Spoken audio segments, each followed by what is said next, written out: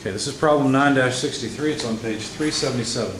A single-cylinder gasoline engine has the pinion of a gear pair on its output shaft. The gear is attached to the shaft of a small cement mixer. The mixer requires 2.5 horsepower while rotating at approximately 75 RPM. The engine is governed to run at approximately 900 RPM. Okay, now what are we supposed to do? Well, for each problem, this is the general description, design a pair of spur gears specifying at least the diametral pitch. Remember, diametral pitch is P sub D. The number of teeth in each gear, so NP and NG for number of teeth in the pinion, number of teeth in the gear. Let's see, pitch diameters of each gear, so that's D sub P and D sub G. Half of the difficulty here is you remember what the heck all the symbols are for. Okay. It's half the problem. The center distance, which is C, the face width F, the material from which the gears are to be made. Okay. Design for recommended life with regard to both strength and pitting resistance. Work toward designs that are compact, use standard values of diametral pitch, and avoid designs for which interference could occur. All right, assume that the input to the gear pair is from an electric motor unless otherwise stated. Ours is otherwise stated. And so either work in SI or English. We're in English units because we were given information such as the power is 2.5 horsepower. The speed of the pinion is 900 RPM because understand the pinion is the smaller gear that's on the engine, right? The no, there's something else that's given. Here it is. The speed of the gear. How did I do that before? Oh, that's fine. Lowercase is fine. The speed of the gear is 75 RPM or so. It doesn't have to be exactly 75 RPM. Okay, and we know that this is a cement mixer. That's important. It's a single cylinder gasoline engine. Okay, so we've gleaned everything from the problem statement. Okay, so what shall we do? Well, there's actually a way of doing this. There's a design procedure. Let's see if we can find it quickly because you'll probably want to mark it. And there's also a chart that will be helpful to get you started because you guys will have no idea how to select the initial diametral pitch. Okay, page 351. You should mark that page because that's where your author has listed the procedure for designing a safe and long-lasting gear drive. We're basically just going to follow this procedure. So definitely mark page 351. Okay. Also, on the following page, page 353, there's a nice figure that will help you at least get in the ballpark for the proper diametral pitch. You'll want to mark that chart as well. Okay, so there's 2 pages side by side there that you need. Now, a lot of times what you do to start these designs is you just begin with the diametral pitch. In fact, I think that's one of the first steps in the problem, or in the solution strategy. So I'm going to go to page 351 and start reading the procedure and follow. From the design requirements, identify the input speed of the pinion. We did that. The desired output speed of the gear. Notice I say desired. That's because you may not be able to get the exact output speed. You have to have integer numbers of teeth for the gear and pinion. And the power to be transmitted. So we've done that. Choose the type of material for the gear, such as steel, cast iron, or bronze. What would make the most sense for this cement mixer? Bronze, no. Right? Steel. Okay. Would cast iron be valid? Sure. I'll give you a hint. That's going to make your life harder when you're first learning how to design these things. So we'll just stick with steel for now. Okay. We haven't chosen a particular alloy yet, but we're going to choose steel to start. Okay. Considering the type of driver and the driven machine, specify the overload. Why would we care about the overload factor? It's because we're going to try and calculate ST for the pinion and the gear, okay? But I'm just going to write the general equation now if I can remember it. There's a J in the denominator, there's tangential load in the numerator. Let me think, what else is there? I have to look it up. I don't expect you to memorize these either. It's the one we pointed out, I think last time or so. Here it is. The diametral pitch and face width, that's what I was looking for.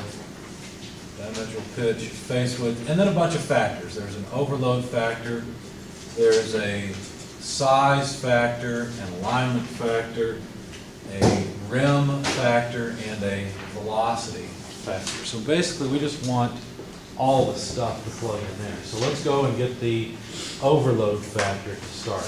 Where can we find it? That's why I had you mark your book. Page 338, where we'll find our overload factor, table 9-7. We need a little bit of description. This is a single cylinder engine. Is it a uniform light shock or moderate shock type of power source? I wish we had heavy shock, because that's really what it is. Notice that in the descriptions on the previous page, page 337, they describe moderate shock as a multi-cylinder engine. Ours is not a multi-cylinder engine, it's worse. Okay. But the best we can do is assume moderate shock. Roughness of the driven machine, a concrete mixer. How rough do you think a concrete mixer is going to be? Pretty rough, right? If you've ever mixed concrete with a small concrete mixer, you know what happens. Basically, the concrete comes over and kind of falls, right? And so the load spikes quite a bit. All right, so let's see. What do you think? Moderate shock or heavy shock? What would you recommend? Heavy shock. Heavy shock. Okay, let's go with that. I've worked out a solution to this, but I've made so many notes on it, it's very messy. So instead of what we'll do is we'll just go through this on our own. You can calculate and help me out, okay? In fact, I've got a calculator, so I'll do some of that work too. All right, so let's assume heavy shock. So if it's heavy shock and moderate shock, then the overload factor is going to be 2.75. Let me just write these down as we get them, okay? So let's see, what else shall we do? Let's continue following the procedure. Make our life easy. All right. Specify a trial value for the diametral pitch. When steel gears are used, figure 924, which is on the next page, provides initial guidance. The graph, let's see, he goes on to describe it, but go to the next page, page 353, and look up the figure, 924, and you tell me what diametral pitch do you think we should use? Well, that's not really fair yet. We don't have the design horsepower. The design horsepower is on the y-axis, and so we need the overload factor of 2.75 multiplied by the power of 2.5. Let me grab the calculator. I'll start working all of this with you. 2.5 times 2 3/4 is how much? How much? 6.87. Okay, so 6.8, basically 7 horsepower. Okay, there's a nice line for 7 horsepower on the y-axis. Let's go over to the speed, which is 900 RPM. They've got 600 and 1200, so halfway in between is going to be 900. Now, if you look, the diametral pitch required, well, we're between two lines. Which is the bigger tooth, 10 or 12? 10. 10's the bigger tooth. Now here's a rule of thumb that I've sort of developed for this chart. Once you read off the diametral pitch, go ahead and go to the next one up, the next bigger size. So I'm going to choose a diametral pitch of 8. You don't have to go with exactly what this chart says, but I would never go below what it says. A lot of times what I've found in solving problems is that if I choose, say just a 10 because it's close, I'll end up having to size the tooth up one more time. And then I've got to go through a lot more work to finish off the design. So I'm just going to select a diametral pitch of 8 rather than going with the 10 that was recommended in the chart. Does that make sense? So that was the next step. Back to page 351, the procedure. Okay.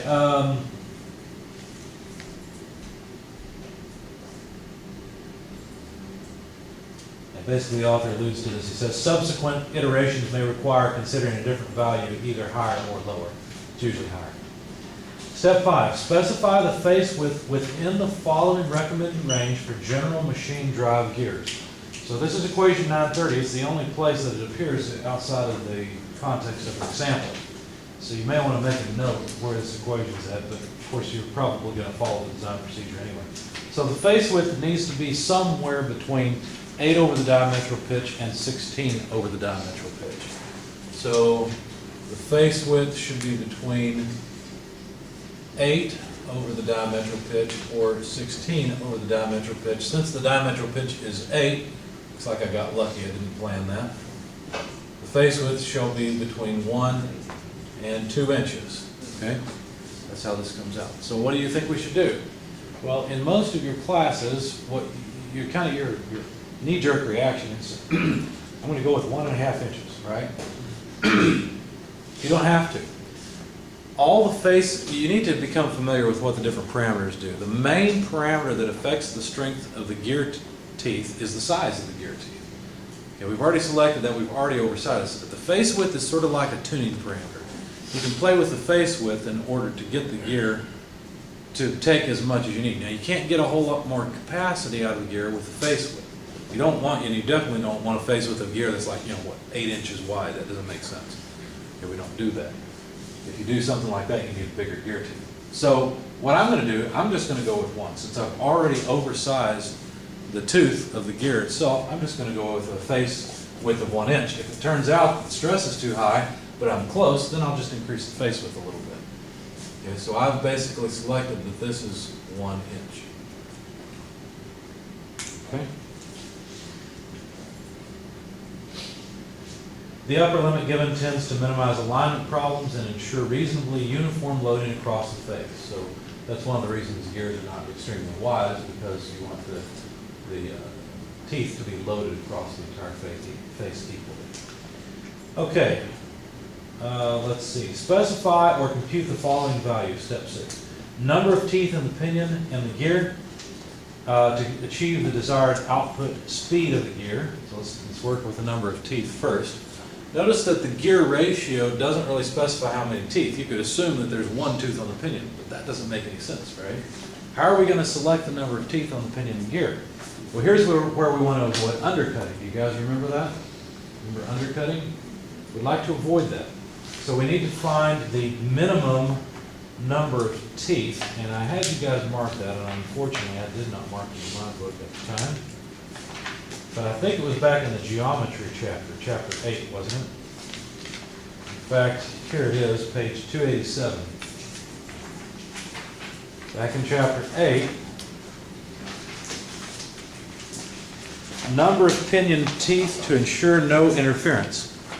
Well, the most complete data is for a pressure angle of 20 degrees, so I'm going to go ahead and set that so I can use this chart. Okay? Excuse me, or this table. Now, would we want a huge gear set or a small gear set? 2.5 horsepower is not that much. This is something that a person is going to pull out of their shed every now and then to pour some concrete when they don't want to mix up 5 bags by hand. Okay? So it's not too small, but it's not huge either, right? What do you think would be a reasonable diameter for a barrel on something like this? Anyone have experience from this?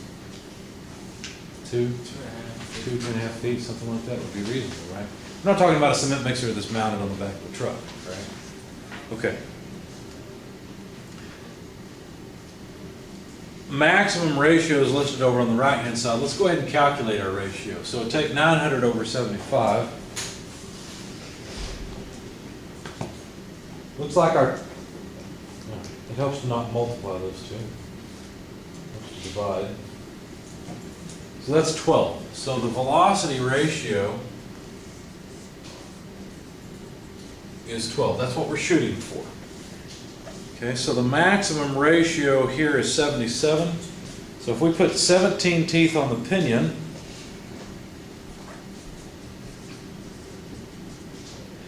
then the number of teeth on the gear could be at most 1309. Well, we don't need 1309 teeth. So 12 times 17 gives us 204 teeth on the gear. Everybody see how I did that? I just multiplied the number of teeth on the pinion times the velocity ratio of 12. Okay? All right. Is that reasonable? Could we use 16 teeth? What would happen if I decided to put 16 teeth on the pinion? Let's find out. We still need that factor of 12, right? So 16 times 12 gives us 192 teeth. What would happen to our pinion? We'd have to undercut the teeth, right? Because look on page 287 if you're not there already. If you have 16 teeth on the pinion, the most number of teeth you can have on the gear is 101, unless you want to undercut the pinion. Okay?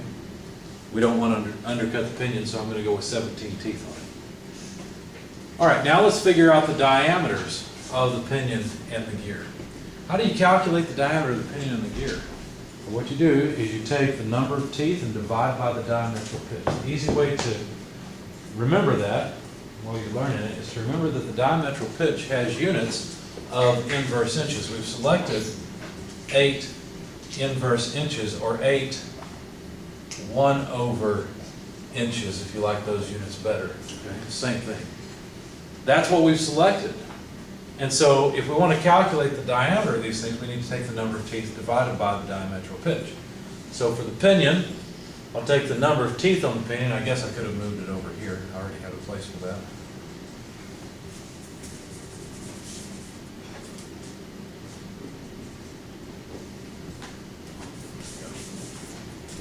So now I can take the number of teeth on the pinion divided by the diametral pitch, 17/8, and get 2.125 inches.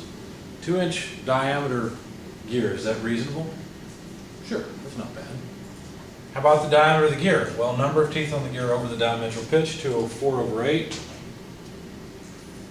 is 25.5-inch diameter. Is that reasonable for a cement mixer? It's not too bad. We may have a little bit too large of a tooth. If we wanted to make it a little smaller, we'd have to change the diametral pitch. You'd have to go down. Okay. But for now, there's nothing that tells us we can't do this, so we'll stick with this. It seems reasonable. What's next in our procedure? Let's see. Compute the actual output speed of the gear and ensure that it is satisfactory. Well, if we've specified 17 and 204, we'll get the exact output speed, and so this doesn't happen all the time, but theoretically our output will move at 75 RPM. Why would it in the real world, why would it not actually move at 75 RPM? The engine's governed to run at 900 RPM. Will the engine remain at exactly 900 RPM? No, it's going to vary. It's going to vary based on the load. So the actual output speed is going to be close, but depends on how close the engine is to 900 RPM. All right. Compute key geometric features, pitch diameters, and center distance. Judge that they are acceptable. Okay. Well, we've already calculated the diameter of the pinion and the gear. How do we calculate the center distance? Well, don't say add the diameter of the pinion to the diameter of the gear and divide by 2. Instead, what we always do is we will take the number of teeth on the pinion plus the number of teeth on the gear divided by the diametral pitch. Remember how we try to keep things as accurate as possible? Okay, so that's what we're going to do. So 17 and 204 divided by 8, the center distance of just the sum of these two, obviously, 27.625 inches. Okay, and we specified a face width of 1 inch. For the center distance, is there room to just use the pitch diameter? The book calls it out as 2 times. Yeah, I made a mistake. I forgot to divide by 2, didn't I? It's freaking out. It's all right. Thank you for correcting me. Do we have an answer? Yeah, we have an answer. Divided by 2. There we go. We'll try again. 13.8125 inches. So it's the sum of those over 2. I misspoke. Thank you. Questions, comments so far? Anything else I've done wrong? Thank you for catching that. All right, let's see. Compute the pitch. Oh, by the way, is this acceptable? I think so. Compute the pitch line speed and the transmitted load. Where do we get that from? Yeah, let's see. It's worth finding at least once in your book. That's the point. The pitch line speed is the one that has 12 and pi in it. I think it's on this page, but I'm not seeing it. Here we go. Go back to page 321. Look at equation 9-1.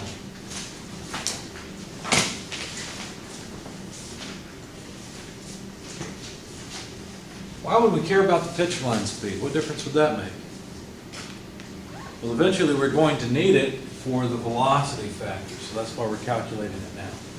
Anyway, equation 9-1 says take pi multiplied by d times n divided by 12.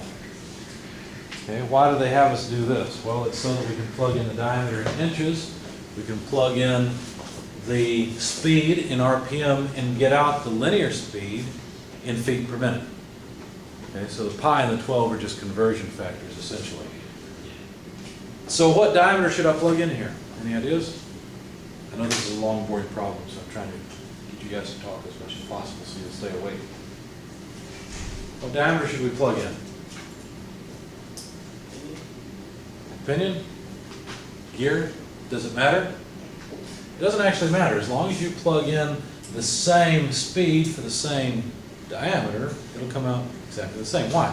Because the tangential velocity for both the pinion and the gear have to be the same. If the tangential velocity of the pinion and the gear are different, you're going to shear teeth, right? So they're the same. It doesn't matter. So let's plug in pi. D, we'll just use the pinion. What am I doing? Not pinion teeth. 2.125 inches. Speed of the pinion, 900 RPM divided by 12. Okay, so what units will we get out? Feet per minute. You need to know that.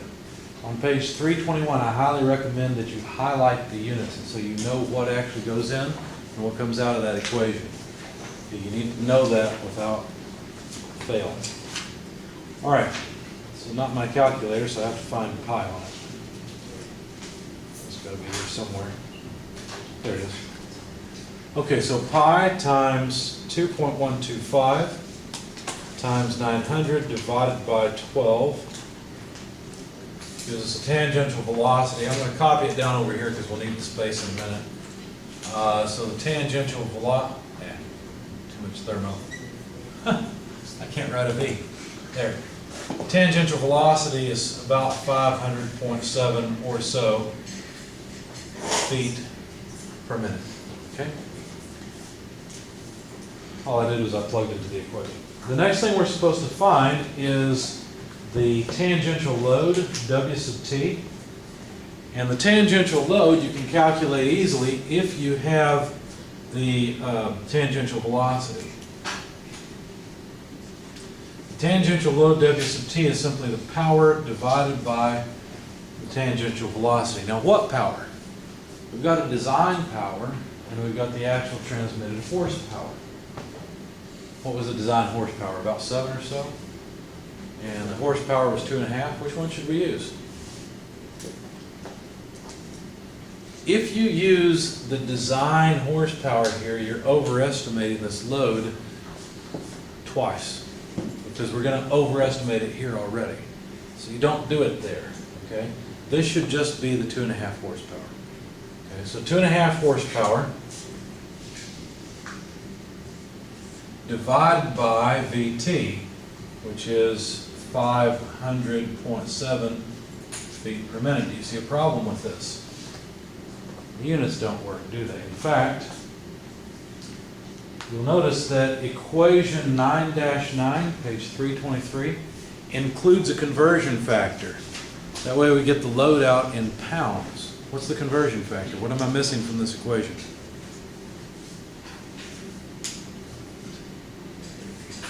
33,000.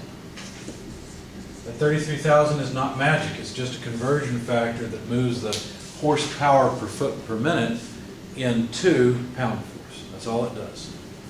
Okay, so this tangential load, I'm going to write it over here as well because we need it. I guess I have to calculate it too. I've still got the tangential velocity in my calculator, so I'll just invert it so that I can multiply it by the 2.5 and by the 33,000. What number do you guys get? You ready to do this with me? It's the tangential load. 164. Yeah. 164.8 pounds force. Now, I don't mind rounding off the tangential load. A lot of this you'll see will end up being rounded quite a bit anyway. All right, so let's continue through our procedure.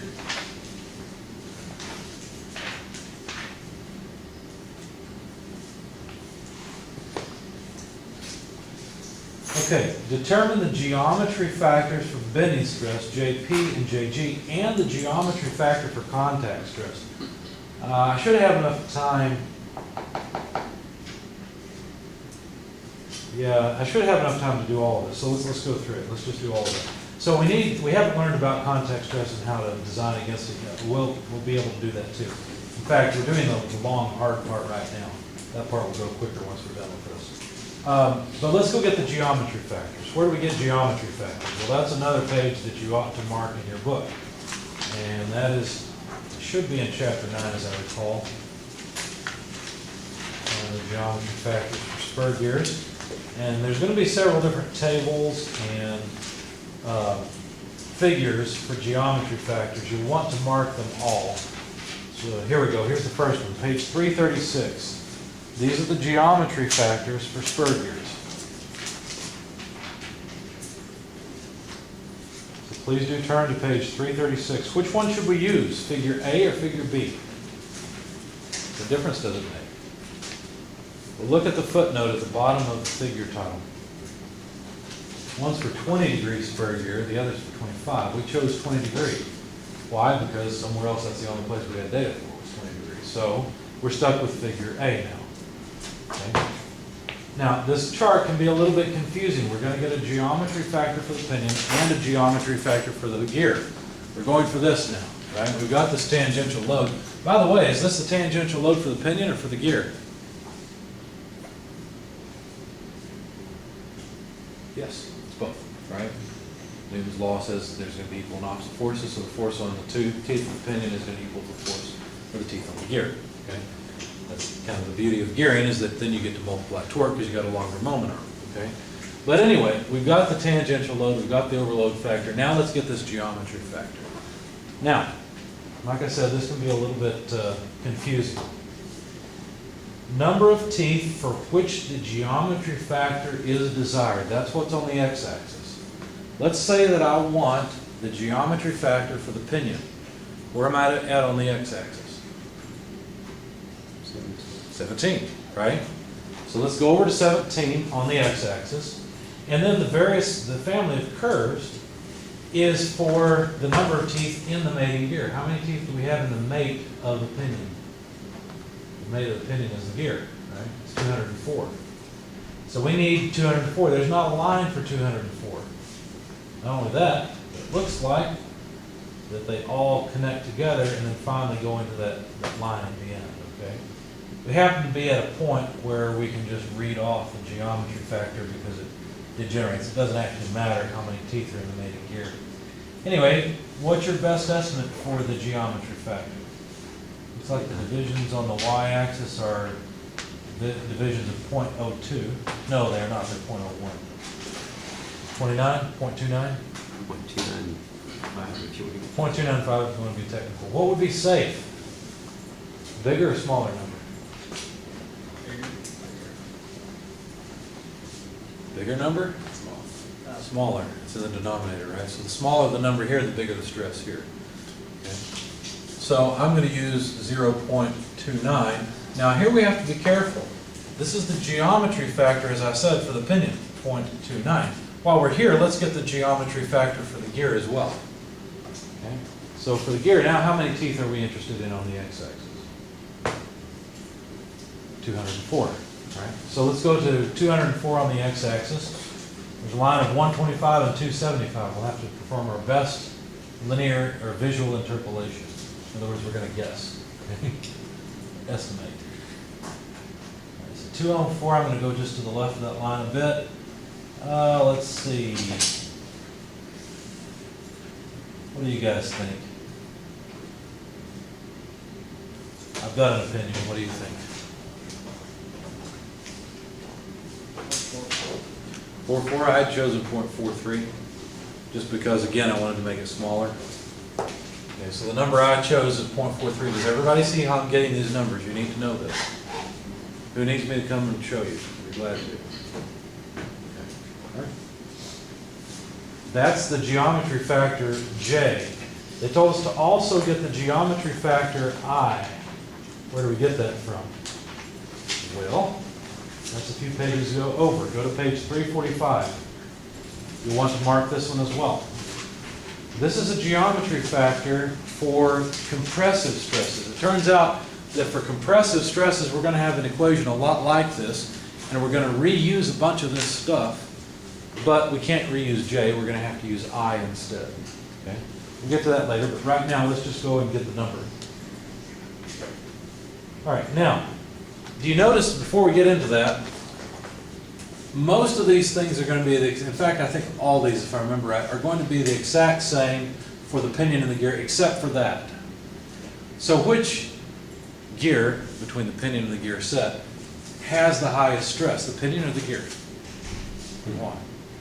Smaller, more rotation, more impact. More impact, that's true, and we'll take that into account here, but there's something more than that. The geometry factor. The geometry factor is smaller for the pinion than it is for the gear. That's because the teeth on the pinion have wider angles. Okay, and that's where that geometry factor comes from. Okay, so a lot of times people will just size the pinion, and if the pinion and gear are made from the same thing, the gear will work. Okay, so on the other hand, since that's a fact, one thing people will do is also make the pinion harder than the gear, and then go ahead and size it. So you can kind of go either way. You can save a little bit of money on the material for the gear by making the pinion harder and sizing both. Does that make sense? Okay. Anyway, all that to say, normally we do not bother with the contact stresses on the gear. We just deal with the pinion, because the pinion is definitely going to be the worst case scenario in contact stress. So we're just going to read off I for the pinion. Okay, so notice page 345. Again, which figure are we on? A or B? Why? A. Why? 20 degree. Good. Okay. The gear ratio is 12. Uh-oh. Look at the x-axis. That's our gear ratio. We're going to have to extrapolate now. Okay? That's what we have to do. Notice the curves are leveling off pretty well, though, so extrapolation shouldn't be terribly inaccurate. Now, the number of teeth on the pinion is 17. There's not a curve for 17. So how are we going to estimate the geometry factor for the pinion? We'll have to visually interpolate between the lines and extrapolate off the chart. Okay, I notice there's not a lot of change on the line for 16. There's more change on the line for 24, but we're closer to 16 anyway. So I'm just going to assume, let's see, the larger the number I assume, the worse it is. So, let's see, I'm going to assume 0.11, what are the divisions? 1, 2, 3, 4, 5. So 0.112. Is that okay with everybody? See how I got it?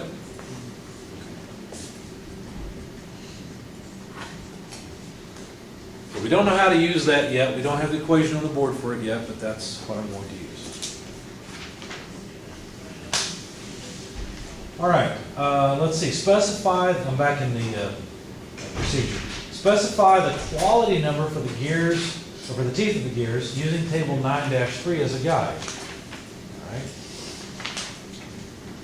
You know what takes the longest on an exam solving a gear problem? Finding the information you need. Takes the longest. Page 330. Table 9-3. What quality of gearing should we use?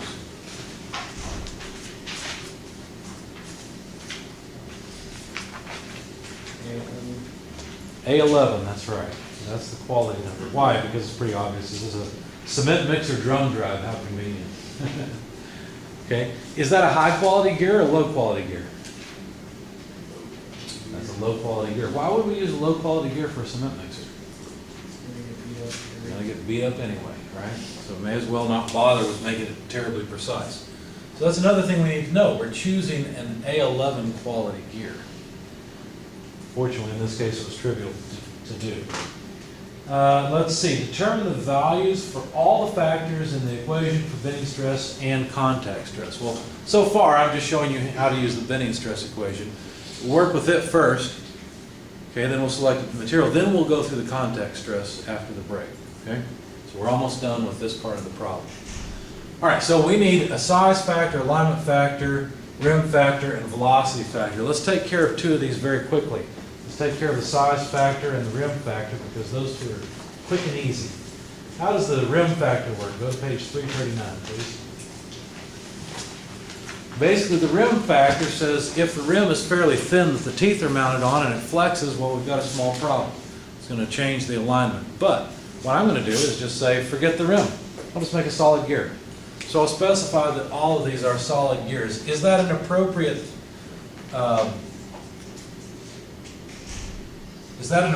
design for the cement mixer? Maybe not.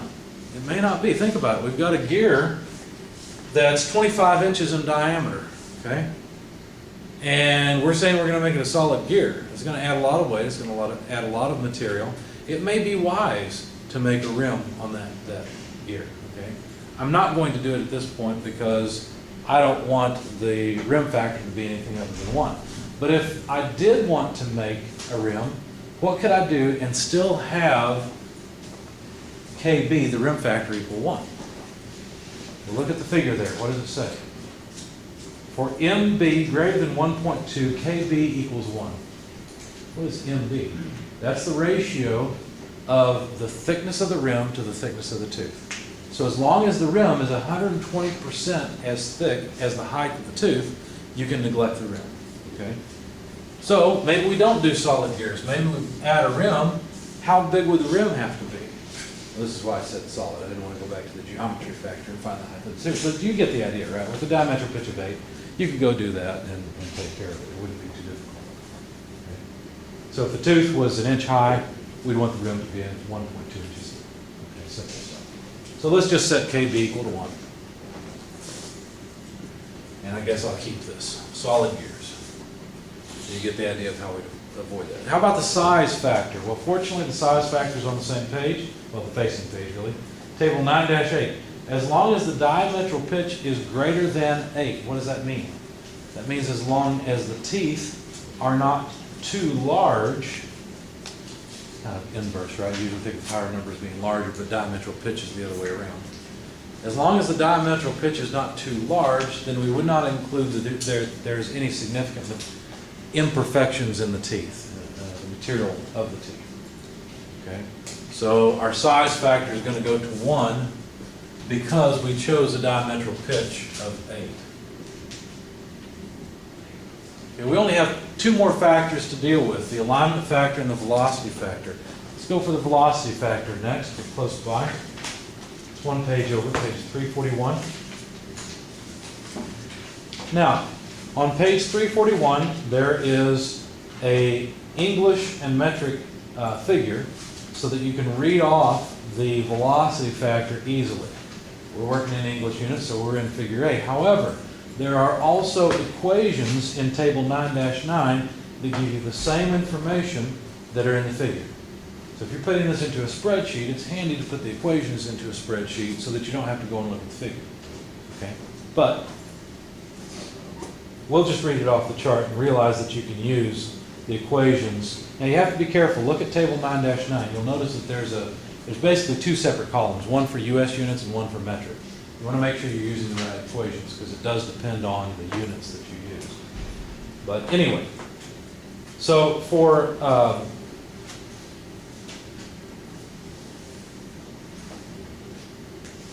our problem, we chose a quality of 11, an A11 quality gear.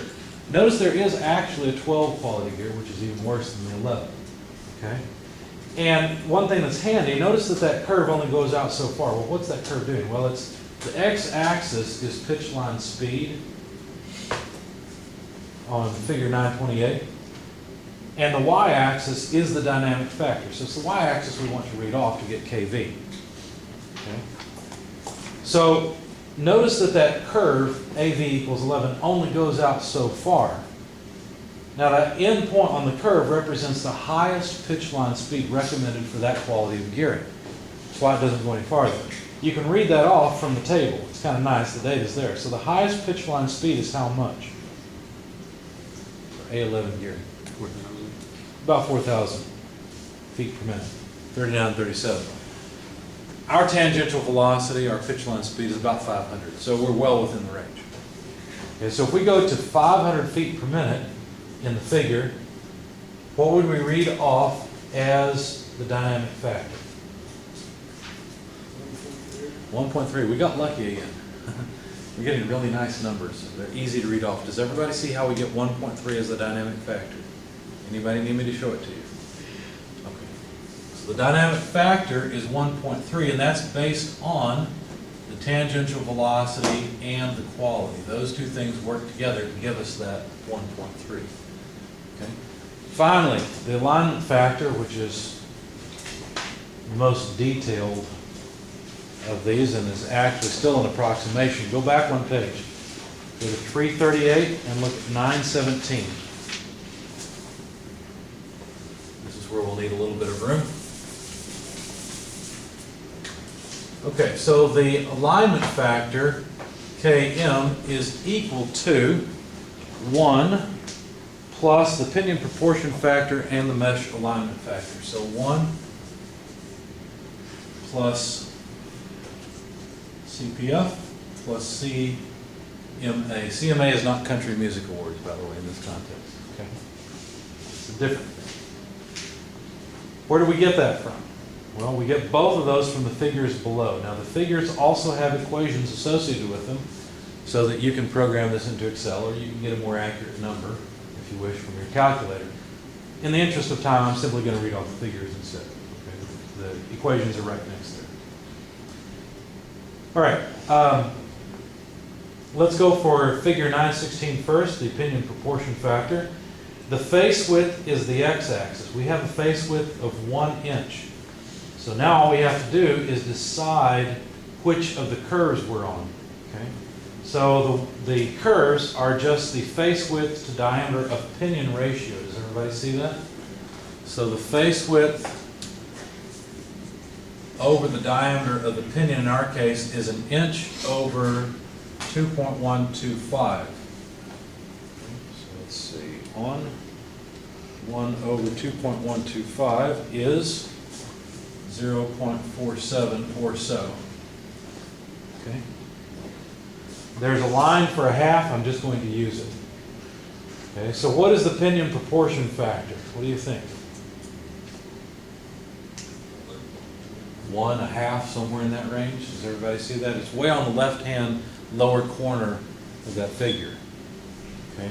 So my best estimate from here, and the fact that the face width is 1 inch, these two things together suggest to me that this is about, I think it's about a half. You can make an argument for 1. It doesn't matter to me.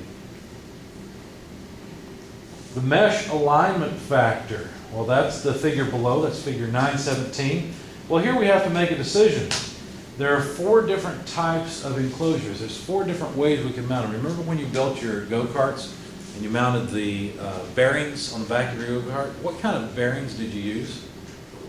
Self-aligning, right? Why did you use self-aligning? Because your frame wasn't perfect, right? And that made it easy. The bearings could align, and that way the shaft could be carried on a straight line, okay? And introduce stresses into the shaft. Well, in a similar way, if we use a mounting for gearing that is open gearing, where the gearing is exposed, then it's probably going to be mounted to a frame in a way that the mesh alignment is not perfect, right? Because the gear axes are not going to be perfect. They're going to be dependent on the frame, and the frame's not perfect. Okay? On the other extreme end is extra precision enclosed gear units, where you very carefully probably cast a housing for the gearing. You machine it very precisely so that when you press in the bearings for the shafts and you assemble it all together, you have something that will work for, say, an automatic transmission or something, okay? Which may just be precision gearing, but hopefully you get the idea. Do you think we ought to use precision gearing on this cement mixer? Heck no. Why would you bother, right? What would you recommend? I'd recommend open. Why not commercial enclosed? I mean, aren't we gonna have to put a guard on it? Well, a guard's not really something that suggests that it's enclosed gearing. Enclosed gearing usually refers to some kind of housing around it, not necessarily just a sheet metal guard. Okay, we're just gonna have a sheet metal guard, so I would say this is open gearing. So we're on the top curve. Again, all we're gonna do is go on the x-axis to 1 inch, go up to the curve we've selected, and read off the y-axis for the mesh alignment factor. What do you think that would be?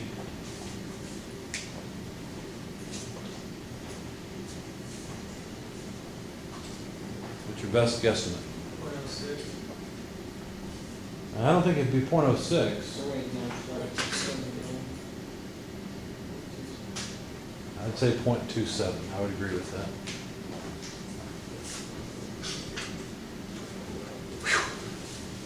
We got enough stuff? Hopefully. I think we're done. Okay, so this is a half. That way I can get rid of this. Okay, so the alignment factor, or the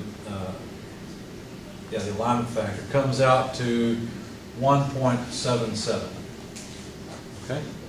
So now let's calculate the estimate of the bending stress. Now I'm going to calculate it on the pinion because that's the more critical one, and just assume that I'm going to make the gear out of the same material I make the pinion from. Okay, so let's see. What was the tangential load? It was 164 and a half, or 64.8. We could just plug in 165 if you really want to. But I'm going to plug in 164.8. Diametral pitch, 8. Face width 1, geometry factor, 0.29.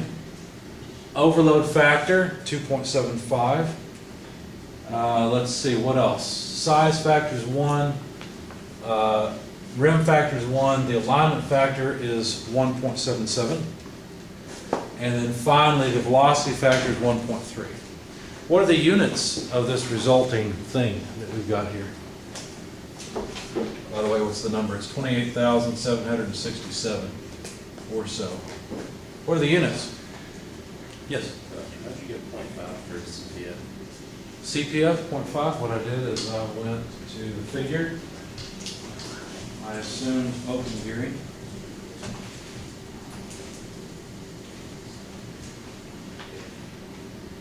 I probably have those backwards then. Yeah, I've got those backwards, thank you. I'm writing these down, I crossed off the wrong thing. Does that make more sense now? No? No? What's wrong? CMA was right, it was just a CPF. CPF. You need an extra 0. I needed an extra 0, thank you, that's what's wrong.